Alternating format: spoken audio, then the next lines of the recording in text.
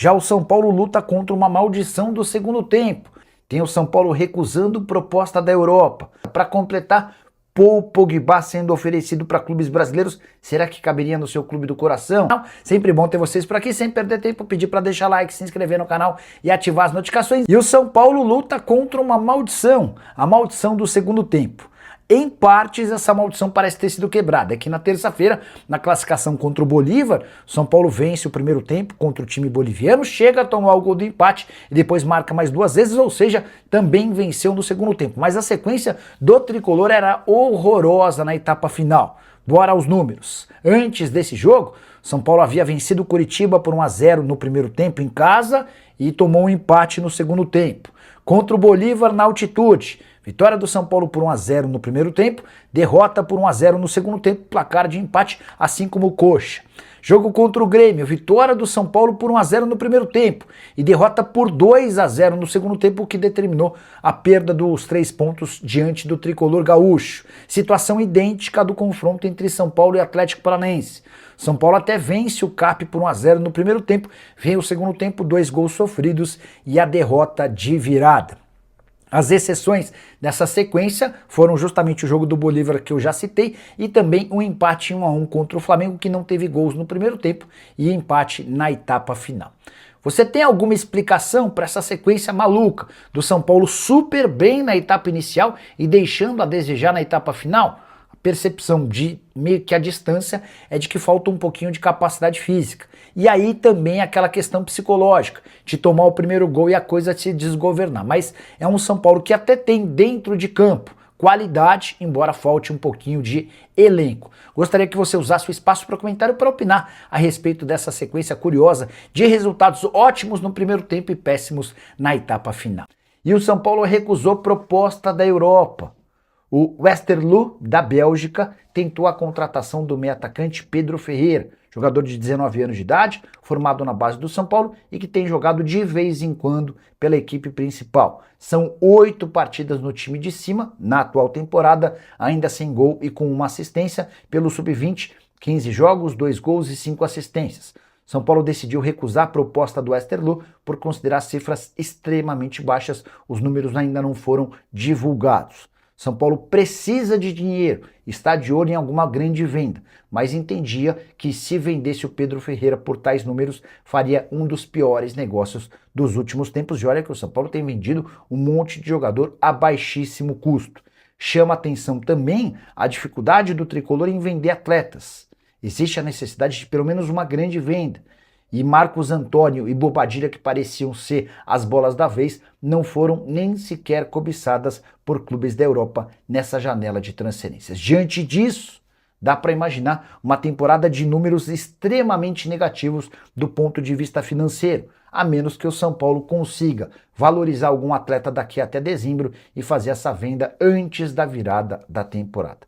Pergunta que eu deixo para você, torcedor do São Paulo: qual hoje é o jogador mais valioso do elenco, aquele que pode render uma grande venda? Já use o espaço para comentário e registre a sua opinião, beleza? Paul Pogba caberia no seu time do coração. Dá para contar que a ex-estrela do futebol francês tem sido sugerida para times brasileiros. E isso só acontece porque a fase dele na carreira é das piores. Pogba, que havia jogado 2 partidas na temporada 23-24, passou um longo período inativo também por conta de um doping pesado, até que ele volta para disputar 6 partidas pelo Mônaco. O Mônaco decidiu rescindir seu contrato com 1 ano de antecedência diante da péssima performance do atleta e de uma série de lesões. Ele inclusive está machucado nesse momento, tem uma lesão no músculo posterior da coxa e vai precisar de mais 8 semanas de recuperação. Sem mercado no futebol europeu, Pogba pediu para que seus representantes encontrassem opções em mercados alternativos. Até por isso, o Pogba tem sido oferecido para clubes do Brasil, dos Estados Unidos e da Arábia Saudita. Nos tempos de Mônaco, seu salário era de R$1.900.000 por mês. No Brasil, até agora, não há nenhum clube brasileiro muito empolgado. E a pergunta que eu quero deixar para você é: Pogba, com todo o talento que já mostrou há bastante tempo, mas com essas dificuldades físicas e problemas extracampo, ainda seria uma solução para o seu time do coração? Já uso o espaço para comentário para responder ao tema, beleza? E o São Paulo decidiu afastar 4 atletas do elenco profissional. O lateral direito Cedric, o volante Luan, o zagueiro Matheus Belém e o também lateral direito Mike não estão mais treinando com o restante do elenco no CT da Barra Funda. Eles foram direcionados desde essa segunda-feira para o CT de Cotia, onde costumam treinar os atletas das categorias de base. Essa é uma medida que serve como um castigo e tenta forçar o quarteto a aceitar propostas para deixar o São Paulo. Só a título de logística para você entender o porquê dessa punição. O Cedric e o Luan já vinham treinando em horários diferentes lá no CT da Barra Funda, mas a percepção do São Paulo é de que eles não fazem esforço nenhum para deixar o tricolor. Cedric tem contrato até dezembro de 27, Luan e Matheus Belém até o fim desse ano, o Mike até 2028. Pois bem, esses jogadores eles se habituaram a treinar no CT da Barra Funda e eles acabam por morar próximos ao centro de treinamento que fica no bairro da Barra Funda. Quando o São Paulo decide mandá-los para Cotia, a mais ou menos 50 quilômetros de distância, eles obrigam os atletas a uma rotina completamente diferente. Os caras vão gastar 1h30, 2 para chegar e mais 1h30, 2 para voltar em casa. Diante disso, com todo esse sacrifício, a ideia do São Paulo é mostrar, ó, não temos interesse na continuidade de vocês, por favor, nos ajudem a encontrar clubes. O Luan já recusou algumas ofertas para deixar o São Paulo, enquanto o Cedric, cujo salário ultrapassa os R$500 mil por mês, também não parece muito disposto a deixar a vida boa no tricolor. Já o outro jogo entre São Paulo e Bolívar, a situação é exatamente inversa. Empate no jogo de ida, só que na Bolívia, agora o São Paulo joga para vencer por qualquer resultado e passar a próxima fase da Sul-Americana. Tricolor que teria a oportunidade de embolsar cerca de R$3.700.000, dinheiro super bem-vindo no momento de crise, dificuldade financeira e enormes problemas lá nos lados do Morumbi. Beleza? Recentemente você informou que o São Paulo tem interesse no Bastos e agora no Vardy. A zaga não seria mais importante do que o ataque nesse momento? Egito, vamos especificar e explicar direitinho essa história. São movimentos diferentes, né? O Vardy foi sugerido ao São Paulo, o Bastos foi bem avaliado pelo Tricolor.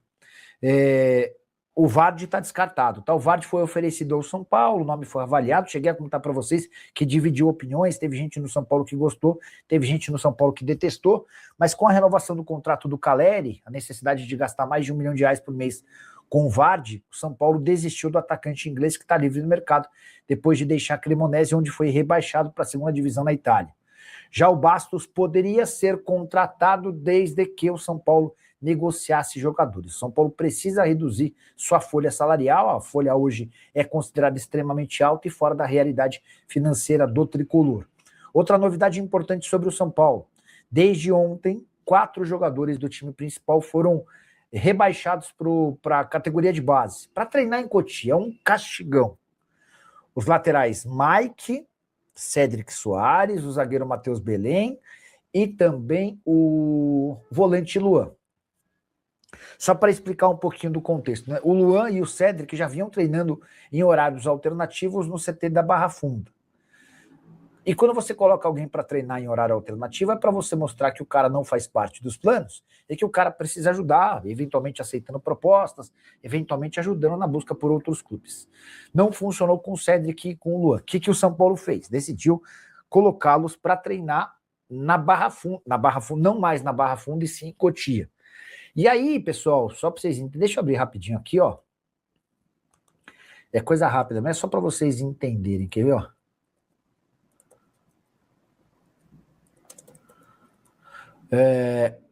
Quando você tira o cara do centro de treinamento do time profissional e o coloca para treinar em Cotia, você como instituição, você como São Paulo, tá tentando forçar muito o cara a aceitar uma mudança rápida. Quer ver? Eu vou colocar no Google Maps a distância entre o CT da Barra Funda,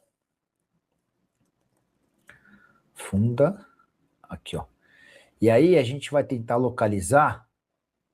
O CT da Barra Funda tá aqui, tá bom? Agora traçar rotas.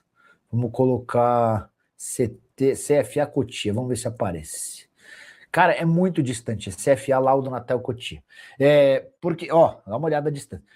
Só para vocês entenderem, o jogador de futebol, ele fecha com o Vasco, ele vai procurar morar em um local próximo do centro de treinamento do Vasco.